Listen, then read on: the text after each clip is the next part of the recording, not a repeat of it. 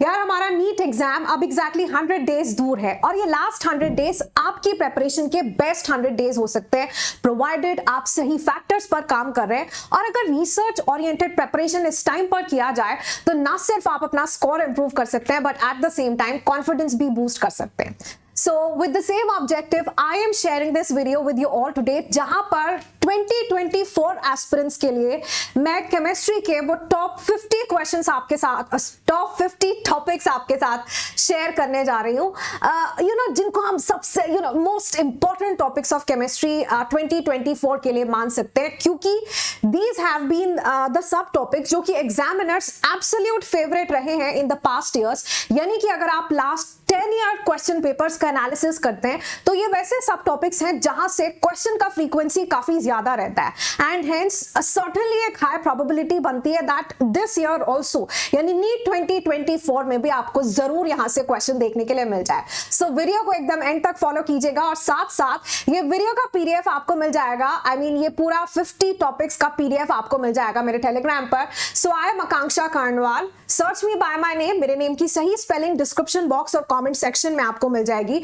उसी नेम के साथ आप टेलीग्राम चैनल पर जुड़ जाइए जहां पर से आप ये पीडीएफ भी डाउनलोड कर सकते हैं और प्रिपरेशन करते समय इसका ध्यान रख सकते हैं।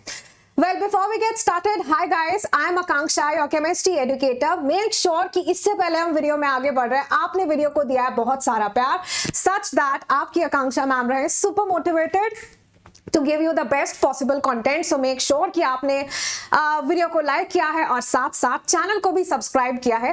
देखिए अभी क्योंकि आपके पास टाइम कम है, टाइम जब कम हो तो स्मार्टली एंड स्ट्रेटेजिकली आगे बढ़ने की जरूरत होती है एंड हेंस अगर आपको लगता है कि यार अगर मुझे बेस्ट टीम मिल जाए, अगर एक क्लियर रोड मैप के साथ जहां पर आप अपने टाइम का बेस्ट यूज कर पाए, hand in hand syllabus completion के साथ साथ आपका रिवीजन हो पाए, that too in the right defined frame time frame, then nothing better than the all star crash course जहां पर आपको बेस्ट सेट ऑफ एजुकेटर्स मिलते हैं। आकांक्षा मैम आपको मिलती है फॉर केमिस्ट्री। यार हमारा ये क्रैश कोर्स स्टार्ट होने जा रहा है फ्रॉम 22 जनवरी। केमिस्ट्री की क्लासेस यहां पर स्टार्ट होंगी 23 जनवरी से, एकदम बेसिक से एडवांस लेवल तक हम जाएंगे। बैच के साथ ही आपको मिलती है टेस्ट सीरीज, यानी अलग से आपको कोई टेस्ट सीरीज में एनरोल कराने की जरूरत नहीं है। साथ साथ लाइव डाउट सॉल्विंग और डाउट सॉल्विंग के लिए डेडिकेटेड डाउट सॉल्विंग सेशंस आपको मिलते हैं उन्हीं एजुकेटर्स के साथ जो आपके बैच में, यानी कि आकांक्षा मैम के साथ आपके डेडिकेटेड एक्सक्लूसिव डाउट सेशंस भी यहां पर रहने वाले हैं। तो यार अगर आपको लगता है कि एक बेस्ट टीम आपको मिल जाए, टाइमली आपका सिलेबस कंप्लीशन हो जाए, हर चीज की जहां आपको क्लैरिटी हो, डाउट का कोई स्कोप नहीं रहे, टाइम वेस्ट स्पैमिंग जैसा कोई प्रॉब्लम या डिस्ट्रैक्शन आपके सामने ना हो, जहां पर हर बच्चा जो बैच में इनरोल्ड है वो सिर्फ और सिर्फ इसी पर्पस के साथ कि यार मुझे अपना बेस्ट देना है। तो अगर आप उस अच्छे कंपटीशन में जुड़कर आगे बढ़ना चाहते हैं अपनी इस प्रेपरेशन जर्नी में, तो खुद से पूछिए कि क्या you are ready to give your best, you are ready to give your 100%। Then इसमें आपको देरी नहीं करनी है, because let me tell you कि बैच का जो ओरिजिनल प्राइस था दैट वाज 13749, बट अभी फॉर द नेक्स्ट 3 डेज यानी कि 19 जनवरी तक आप ये ग्रैब कर सकते हैं just for ₹4999 while you will be using the code AK Live। ध्यान रखिएगा कमेंट सेक्शन में मैंने लिंक पिन कराया, कोड यूज करना बिल्कुल मत भूलिएगा AK Live, सो दैट आपको आकांक्षा मैम का मेंटरशिप और गाइडेंस मिल पाए, प्लस उसका स्क्रीनशॉट आपने शेयर करना है मैम के साथ। सो मेक श्योर कि आप टाइमली डिसीजन ले रहे हैं। ये ऑफर अभी 3 दिन तक वैलिड है और फिर आप जानते हैं कि बहुत सारे स्टूडेंट एक्स्ट्रा फी पे कर रहे होंगे, बट आई वुड वांट कि मेरे जितने स्टूडेंट्स हैं उनका मैक्सिमम बेनिफिट हो। So make sure कि you are joining the batch timely and I would love to see you all in my classes. So आइए करते हैं शुरुआत the list of topics के साथ। सबसे पहले हमारे पास आता है the calculation of moles। Calculation of moles में जहां पर हम with the help of given volume, given mass, given number of particles, जहां से हम number of moles को calculate करते हैं, वैसे आपको बहुत सारे numericals practice कर कर जाने हैं। साथ ही साथ limiting reagent और empirical formula पर based भी I would request कि आप एम्पल नंबर ऑफ क्वेश्चंस जो है प्रैक्टिस कर कर जाइए, क्योंकि यहां से न्यूमेरिकल के चांसेस काफी ज्यादा रहते हैं। एट द सेम टाइम ये कुछ वैसे टॉपिक्स हैं जो आपकी कॉन्सेप्ट क्लैरिटी में भी हेल्प करते हैं, बिकॉज बाकी फिजिकल केमिस्ट्री में भी काफी जगह आपके ये टॉपिक्स यूज होते दिखाई देते हैं। इसी के साथ बोहर्स एटॉमिक मॉडल बहुत इंपॉर्टेंट है यार। बोहर्स एटॉमिक मॉडल के पोस्टुलेट, उसके लिमिटेशंस, जितनी भी स्टेटमेंट्स हैं आई मीन रिगार्डिंग उसके पोस्टुलेट, वहां से भी क्वेश्चन डायरेक्टली पूछ लिया जाता है। और फिर जितने भी हमारे पास एक्सप्रेशंस हैं, एक्सप्रेशंस रिलेटेड टू एनर्जी या फिर आपका रेडियस, बोहर्स रेडियस, इनफैक्ट उनके ग्राफिकल प्लॉट्स भी, आपको सब कुछ आना चाहिए। यानी कि जो हमारा बोहर्स एटॉमिक मॉडल है वो सुपर सुपर सुपर इंपॉर्टेंट सब कॉन्सेप्ट है एटॉमिक स्ट्रक्चर यूनिट से, एंड हेंस आपको उसमें सब कुछ कवर कर जाना है, कुछ भी स्किप नहीं कर सकते हैं। एट द सेम टाइम जहां जहां एक्सप्रेशंस इन्वॉल्व हैं उनके ऊपर न्यूमेरिकल जरूर प्रैक्टिस कीजिए, और आई मीन यूनिट कन्वर्जन का भी आपको ध्यान रखना है। स्पेशली जैसे कि एनर्जी है तो इलेक्ट्रॉन वोल्ट एंड जूल्स में क्या रिलेशन होता है, या फिर वेवलेंथ के आपको बहुत सारे यूनिट कन्वर्जन्स देखने के लिए मिल जाएंगे, लाइक नैनोमीटर, एंगस्ट्रॉम, मीटर्स में कितना है, सेंटीमीटर्स में कितना है, या फिर फ्रीक्वेंसी और वेवलेंथ के बीच का रिलेशन आपको मालूम होना चाहिए, क्योंकि वहां से हमारे पास बन जाता है प्लैंक्स इक्वेशन। ये आपने इक्वेशन देखा है ना, E is equal to h nu. तो यार यहां से भी काफी नंबर ऑफ क्वेश्चंस पूछे गए हैं and this is super easy. अगर आपको एक्सप्रेशन आता है, इजीली आप वैल्यू पुट करेंगे क्वेश्चन में और आंसर आपके सामने होगा। ध्यान रखिएगा, frequency is equal to c by lambda, ये रिलेशन भी आपको आना चाहिए। प्लस क्वेश्चन एकदम सही आते हुए भी गलत हो सकता है अगर आपको यूनिट कन्वर्जन नहीं आता है, तो प्लीज यूनिट कन्वर्जन्स पर स्पेशली आपने फोकस करना है। इसी के साथ हाइड्रोजन स्पेक्ट्रा और रिडबर्ग्स फॉर्मूला, पूरा का पूरा जो आपका सीरीज है, Lyman, बामर, Paschen, bracket, P fund, वो आपको ध्यान होना चाहिए। फिर इसके बाद रिडबर्ग्स फॉर्मूला कौन सा सीरीज कौन से रीजन में लाया करता है, इसके ऊपर न्यूमेरिकल प्रैक्टिस आपने जरूर कर जाने। फिर हाइब्रिडाइजेशन, हाइब्रिडाइजेशन का कॉन्सेप्ट डायरेक्टली यूज हो ना हो, लेकिन अदरवाइज बहुत सारे क्वेश्चन सॉल्व करने में आपकी हेल्प कर जाएगा। हाइब्रिडाइजेशन हालांकि डायरेक्टली भी पूछ लिया जाता है, बट देन काफी बारी जैसे कि VSEPR थ्योरी हमारे पास आता है, जहां पर हम shapes and structure of molecule को इंटरप्रेट करते हैं, जो कि पूरे के पूरे इनऑर्गेनिक केमिस्ट्री में काफी हद तक पी ब्लॉक में भी आप बहुत स्ट्रक्चर्स पढ़ते हैं ना। तो यार पी ब्लॉक में भी जितने स्ट्रक्चर ऑफ कंपाउंड्स हैं आपको एक भी लर्न कर जाने की जरूरत नहीं होगी, प्रोवाइडेड आपने VSEPR थ्योरी और हाइब्रिडाइजेशन का कॉन्सेप्ट अपना प्रॉपर्ली बिल्ड किया होगा। तो बहुत बारी हमें समझना पड़ता है कि यार एक मॉलिक्यूल में कितने बॉन्ड पेयर हैं, कितने लोन पेयर हैं, वो सब कुछ यहीं से आपका क्लियर हो जाता है। Hybridisation, VSEPR theory super super super important है। अगर केमिकल बॉन्डिंग चैप्टर से बात की जाए तो आपको एक कवर कर ही जाना है। और फिर यार आप देखिए लास्ट 5 ईयर का आप कोई भी क्वेश्चन पेपर उठाइए, आपको हर बारी वहां पर मॉलिक्यूलर ऑर्बिटल थ्योरी यानी MOT से क्वेश्चन देखने के लिए मिलेगा ही मिलेगा। Specially related to bond order, आपको मालूम होना चाहिए बॉन्ड ऑर्डर कैसे कैलकुलेट करते हैं, बोथ फॉर ऐसे स्पीशीज जिनमें number of electron less than 14 है या फिर ग्रेटर देन 14 है। आयंस आपके पास आ जाए तो फिर कैसे आप उसका बॉन्ड ऑर्डर कैलकुलेट करेंगे, bond order, bond length, bond strength में, बॉन्ड एनर्जी में क्या रिलेशन होता है, ये भी आपको मालूम होना चाहिए। यहां से शॉर्ट आप क्वेश्चन एक्सपेक्ट कर सकते हो। फिर उसके बाद फर्स्ट लॉ ऑफ थर्मोडायनेमिक्स, जहां पर हमारे पास रिलेशन आता है that U is equal to Q plus W, है ना। First law of thermodynamics deal करता है with the conservation of energy, और यहां पर भी अगेन बहुत इंपॉर्टेंट हो जाता है द यूनिट कन्वर्जन कि यार लीटर ATM आपका वो जूल्स में कितना होगा, दैट आपको ध्यान से देखकर जाना है। फिर इसके बाद इंटेंसिव एक्सटेंसिव प्रॉपर्टी और साथ साथ state function and path function. सुनने में काफी आसान लगता है, इनफैक्ट अगर आप मेरा थर्मोडायनेमिक्स का इसी चैनल पर जो रीसेंट लेक्चर है उसको भी अगर फॉलो करेंगे तो बहुत अच्छे से मैंने आपको वहां पर एक ट्रिक दिया है कि कैसे आप पहचान सकते हैं कौन सा प्रॉपर्टी इंटेंसिव है, कौन सा एक्सटेंसिव है। उसके लिए मैंने आपको एक निमोनिक भी दिया है ना। जितने स्टूडेंट्स जानते हैं वो आज के सेशन में उस निमोनिक को लिख कर जाएंगे। तो वैसे तो एकदम सिंपल है, बट देन स्टूडेंट्स कंफ्यूज हो जाते हैं और यहाँ से स्ट्रेट इजी सा क्वेश्चन आता है जो मतलब आसानी से किया जा सकता है and that can easily give you marks. So make sure कि आप इसको स्किप नहीं कर रहे हैं, both the state function, path function and intensive extensive properties. फिर उसके बाद the relationship between enthalpy and your energy, स्पेशली उसमें ये वाला जो रिलेशन है that delta H is equal to delta U plus delta NG/RT। यार ये बहुत इंपॉर्टेंट है। बहुत बारी मैंने देखा है कि आपको एक इक्वेशन मिलेगा और वहां पर वो आपसे पूछ लेते हैं कि बताइए यहाँ पर डेल्टा H और डेल्टा U के बीच में क्या रिलेशन आएगा। तो सिंपल सा रिलेशन अब यूज करते हैं और आपके पास रिलेशन आ जाता है। इंट्रोपी का कॉन्सेप्ट, देन इसके बाद इंट्रोपी, स्पेशली इंट्रोपी कैसे कैलकुलेट करते हैं हम अलग अलग प्रोसेसेस के लिए, अगर फेस ट्रांसफॉर्मेशन हो रहा है तब एंट्रोपी कैसे कैलकुलेट करना है, what is the SI unit of entropy, ये भी ऐसे क्वेश्चंस भी पास्ट ईयर में पूछे गए हैं।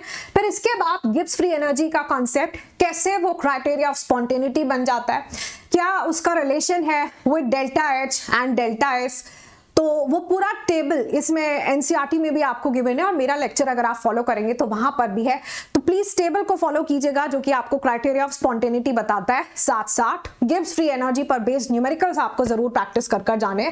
फिर एंथैल्पी ऑफ फॉर्मेशन और हेसेस लॉ जो कि हम पढ़ते हैं थर्मोकेमिस्ट्री में, वहां पर भी डायरेक्ट आपने न्यूमेरिकल प्रैक्टिस कर जाने। एंड देन इक्विलिब्रियम कांस्टेंट का कॉन्सेप्ट हम पढ़ते हैं, ये कॉन्सेप्ट इंट्रोड्यूस होता है केमिकल इक्विलिब्रियम में। तो इक्विलिब्रियम कांस्टेंट, उसके क्या कैरेक्टरिस्टिक्स हैं, at the same time numerical में कैसे आप किसी भी रिएक्शन के लिए, किसी भी इक्विलिब्रियम रिएक्शन के लिए इक्विलिब्रियम कांस्टेंट फाइंड आउट कर सकते हैं, वो आपको पूरा मालूम होना चाहिए कि यार एक इक्वेशन में अगर मैंने 2 से मल्टीप्लाई कर दिया पूरे इक्वेशन को तो फिर इक्विलिब्रियम कांस्टेंट कैसे चेंज होगा, इक्वेशन को रिवर्स कर दिया जाए तो इक्विलिब्रियम कांस्टेंट में क्या वेरिएशन देखने के लिए मिलेगा, या अगर पूरे इक्वेशन को किसी नंबर से डिवाइड कर दिया जाए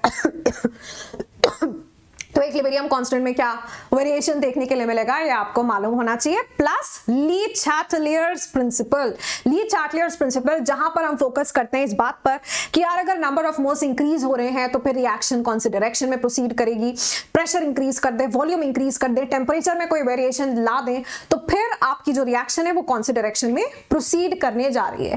फिर इसके बाद हमारे पास आता है आयनिक इक्विलिब्रियम से solubility product. This is something super super super super important. Almost हर साल यहां से क्वेश्चन पूछ लिया जाता है और आपसे पूछा जाता है कि यार लेट्स से हमारे पास ये एक स्पेरिंगली सॉल्युबल सॉल्ट है, तो इसके लिए सॉल्युबिलिटी प्रोडक्ट और सॉल्युबिलिटी में रिलेशन क्या होगा। कई बार आपको सॉल्युबिलिटी दे दिया जाता है और आपको सॉल्युबिलिटी प्रोडक्ट फाइंड आउट करना होता है, and many times the other way around, यानी एक कोई वेरिएबल आपको गिवन होगा और आपने जो है दूसरा फंक्शन या प्रॉपर्टी आपको फाइंड आउट करना होगा। फिर इसके बाद pH calculations of every form, यानी कि हर एक जितने हमारे पास कॉम्बिनेशन बनते हैं, चाहे स्ट्रॉन्ग एसिड स्ट्रॉन्ग बेस का हो या फिर आपके पास कोई ऐसा आपको कॉम्बिनेशन गिवन है, मैंने अपने क्लासेस में भी ऐसे बहुत सारे एग्जाम्पल्स और कॉम्बिनेशंस डिस्कस किए हैं, सो मेक श्योर कि आप उनको जरूर प्रैक्टिस कर लें, स्पेशली जहां पर हमारे पास वीक एसिड वीक बेस का कॉन्सेप्ट आता है।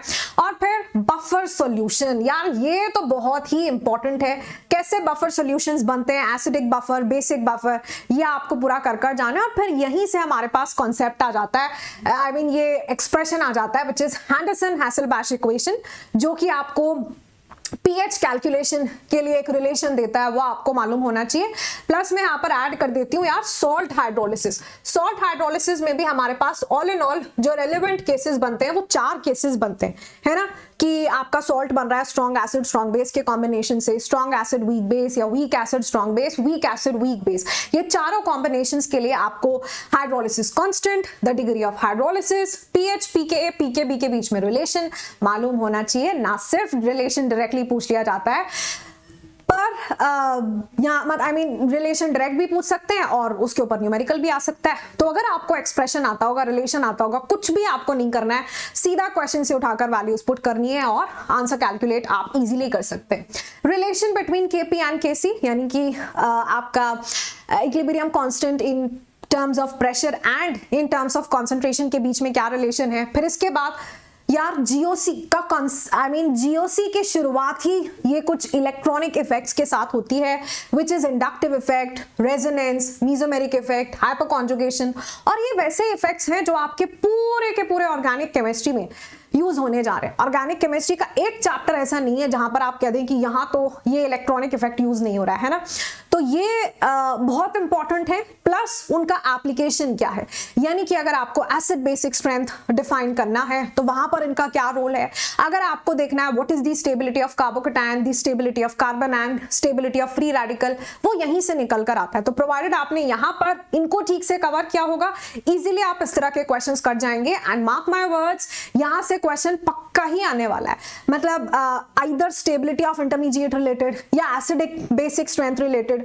या फिर ऑर्थो पैरा डायरेक्टिंग कौन है, मेटा डायरेक्टिंग कौन है, कहां से कैसा प्रोडक्ट बनेगा, कौन सा मेजर प्रोडक्ट होगा, जरूर वहां से क्वेश्चन पूछा जाता है। फिर इसके बाद जितनी नेम रिएक्शंस हैं, भाई ये तो कोई कहने वाली बात नहीं है कि ऑर्गेनिक केमिस्ट्री में सबसे इंपॉर्टेंट है द नेम रिएक्शंस।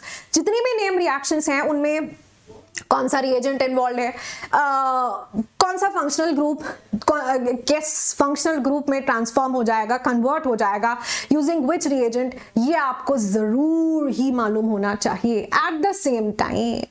फिर हमारे पास आता है सॉल्यूशन चैप्टर, जहां पर राउल्ट्स लॉ बहुत इंपॉर्टेंट है यार। आई मीन सॉल्यूशन आपका कैसा होगा, ideal, non ideal, non ideal में भी पॉजिटिव डेविएशन, नेगेटिव डेविएशन, वो बड़ा इंपॉर्टेंट।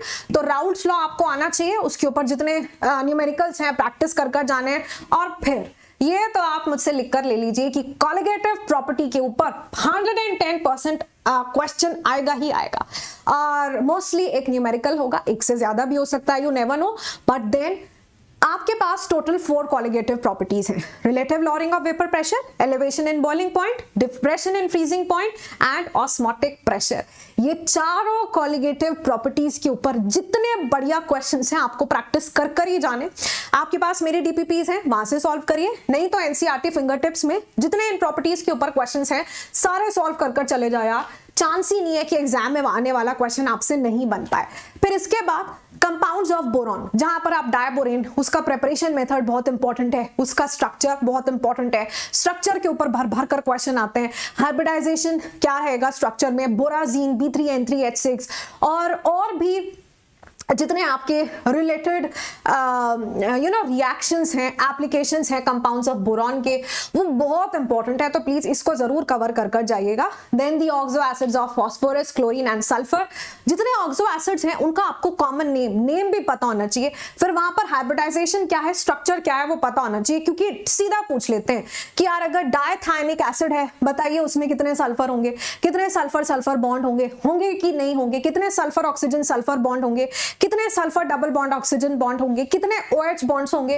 तो स्ट्रक्चर में से कुछ भी पूछा जा सकता है, बट वो स्ट्रक्चर तो इजीली फिर भी स्टूडेंट्स जो है याद हो जाता है, लेकिन नाम आप भूल जाते हैं। Specially oxo acids of sulphur के केस में नेम्स थोड़े कंफ्यूजिंग होते हैं, और ऑक्सो एसिड्स ऑफ फास्फोरस भी काफी है ना, तो इसको अच्छे से कवर कर जाना है। जितने नेम्स हैं अच्छे से उनका oxidation state as well as the structure.